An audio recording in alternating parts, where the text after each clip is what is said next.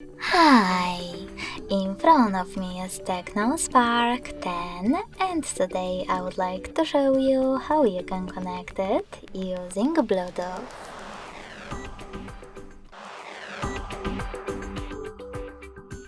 First of all, you need to open Devices Settings and click on More Connections right away. Then click on gray switcher next to Bluetooth feature in order to activate it. And then just click on Bluetooth next to the switcher.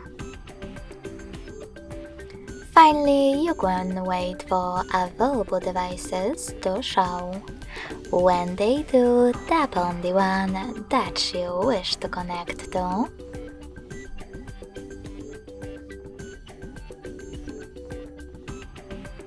Hit pair in the pop-up and wait for the other device to do exactly the same. As you can see, my devices were successfully connected.